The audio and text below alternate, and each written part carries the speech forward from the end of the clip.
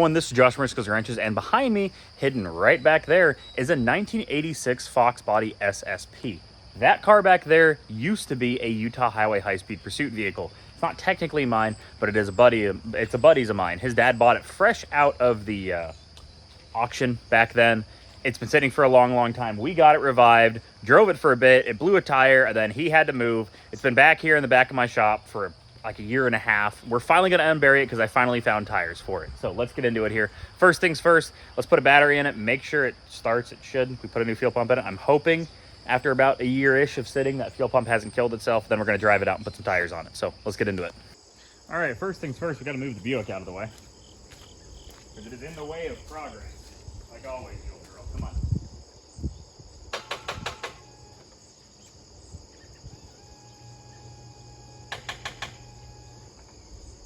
All right, I might need to charge for a little bit.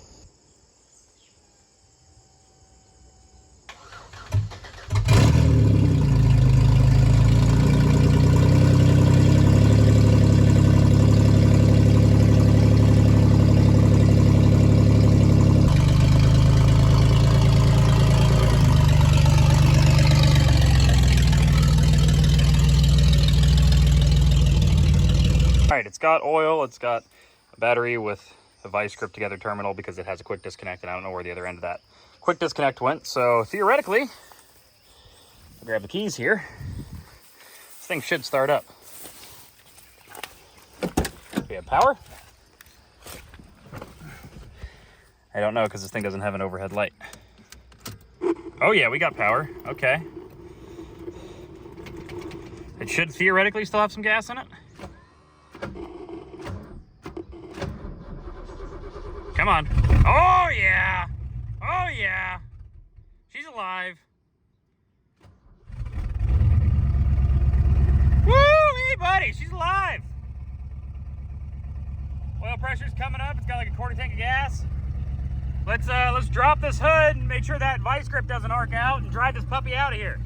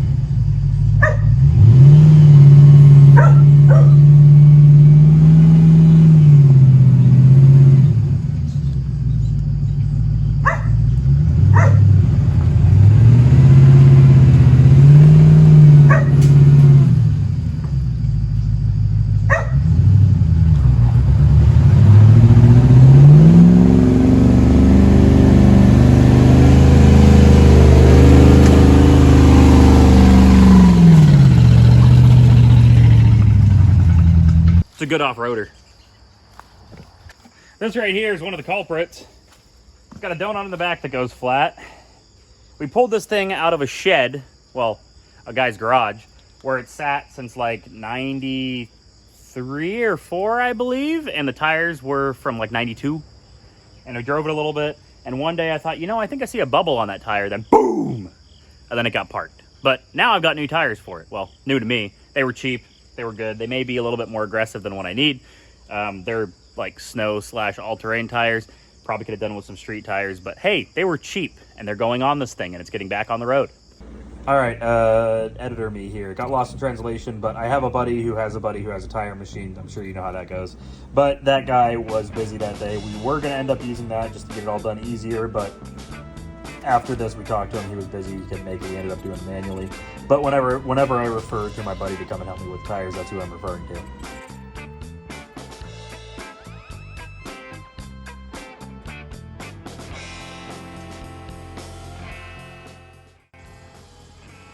All right. Tires are off.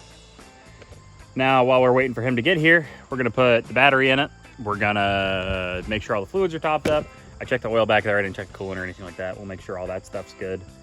I do have an electric fan for a Fox body. I might look at what it takes to put into this thing, because I know this thing, whenever you get it around town, it does overheat because the air dams are messed up on it from hitting that deer. But let's just do some work till he gets here.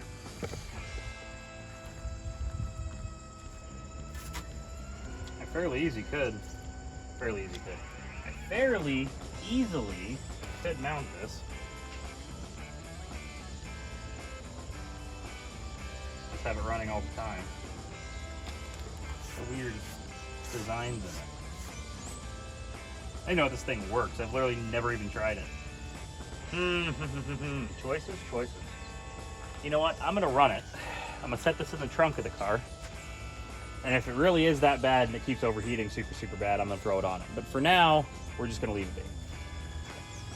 All right. While I wait, I'm gonna load some tires up in the back of my truck. I'm also bringing along a couple for our Lincoln. I'm gonna bring along a couple tires to put some mud tires in the back of it, because the tires in the back of it are my buddies. I found some 16 so I can use the stock wheels with mud tires and make it look real fancy.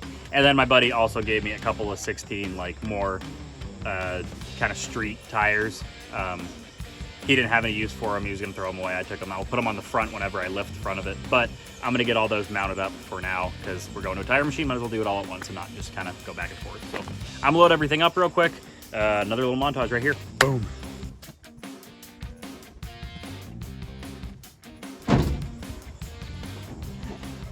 I'm gonna have 16 tires, or eight wheels and tires and 8 other tires. So I have 16 tires in the back of this thing. Pull this up and I'll put the last one in here on the wedge at the tailgate.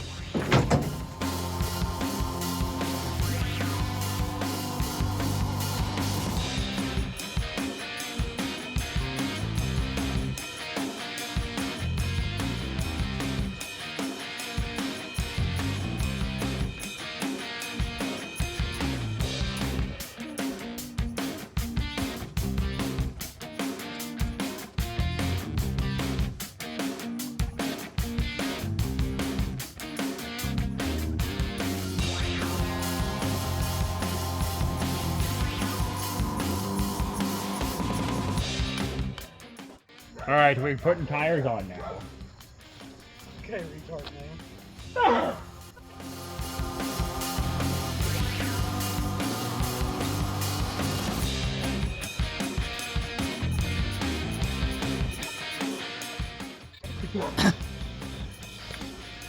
gonna go wash this thing now. All right, it's running not perfect. Took it out, put like 15 bucks worth of gas in it, and we're gonna go wash it now. So let's go do that. It looks good with the aggressive tires on it.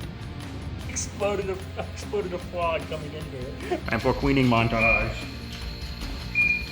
All right, so we gave this thing a good wash and it definitely needed it. We drove it home and it was already starting to show the signs of overheating.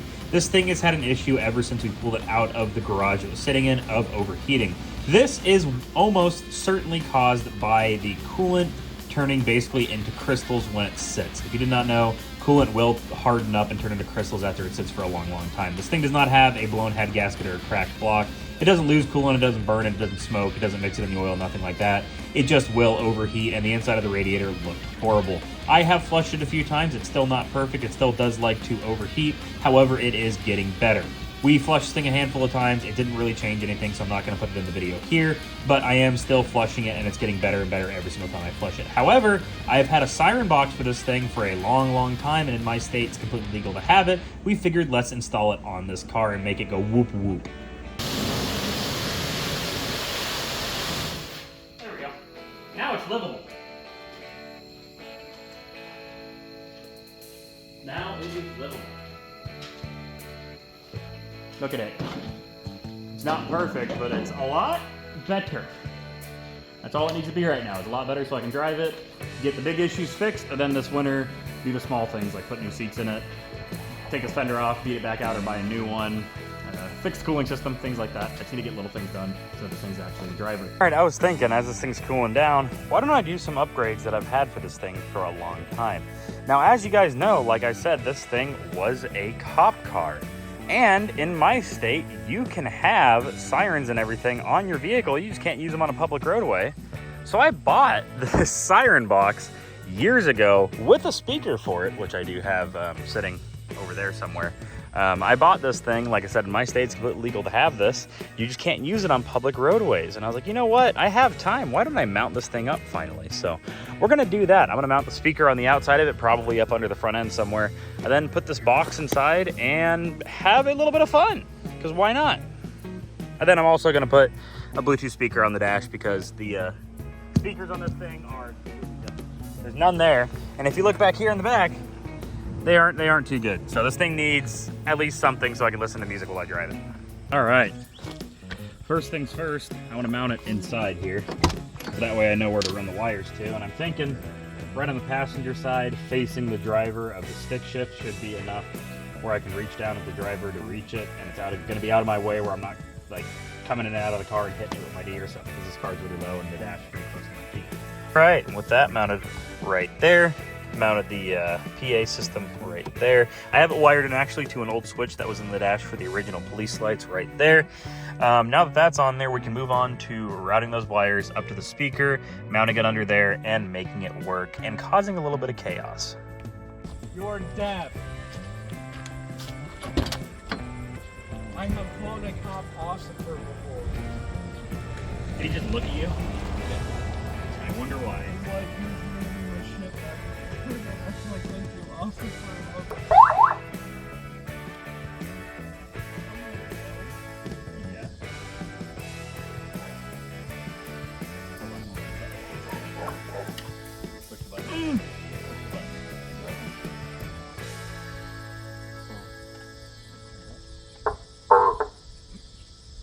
Please, don't say nothing else.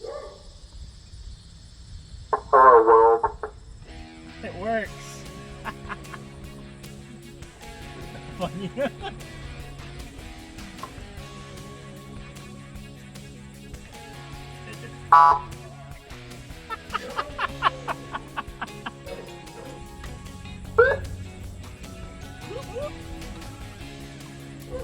This is dangerous power to have.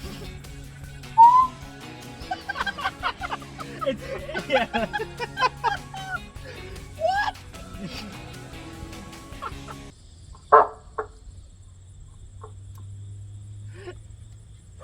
This is too dangerous for us. It's to so much have. fun, isn't it? You know how much this was too? With the Probably speaker? like $20. It's $40 shipped to me off Amazon. I think I can. Oh no. How do we? I might need to tape that in.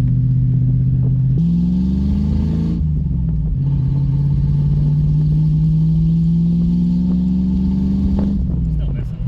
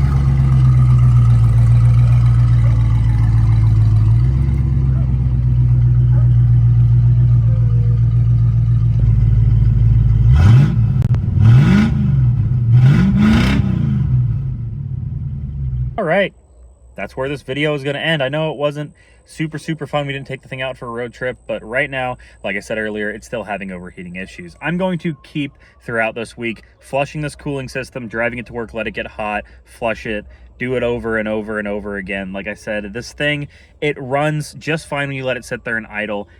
But whenever you get it up on the road, it just overheats. Now, it could be the clutch fan, it could be the water pump, it could be the radiator. Like I said, this thing does not have a cracked block or, you know, blown head gasket or something like that. I'm sure of it. The radiator on this thing was actually pitch black on the inside of it. It looked horrible. It did not smell good. This thing has just a plugged up cooling system. So I'm going to keep flushing this thing, hoping that it's going to fix itself. If not, a new water pump's like 40 bucks and I can go on Facebook Marketplace and buy a used aluminum radiator, throw that electric fan I have on it, and that should fix the overheating issues. Once that's fixed, the next time you guys see this thing, I'm hoping we're taking this thing on a road trip, because last time this thing was registered, I looked, was 96, so that means it was probably driven in less than 95. So this thing hasn't been on the road reliably, unless it's just around town, for about 30 years. So that'll be a pretty cool thing to be out on the road in a car on the interstate, driving it to junkyards and tracks and things like that for the first time in like 30 years. But this is Josh from Wrenches and Wrenches. Hope you guys liked the video. If you do, let me know down in the comments. Click that like, click that subscribe button, click that notification bell if you would be so kind. I'd appreciate it very much. Hope you guys are having a good day, night, week. Whatever it is, I hope you guys are having a great one, and I hope to see you guys next time. Peace out and goodbye. I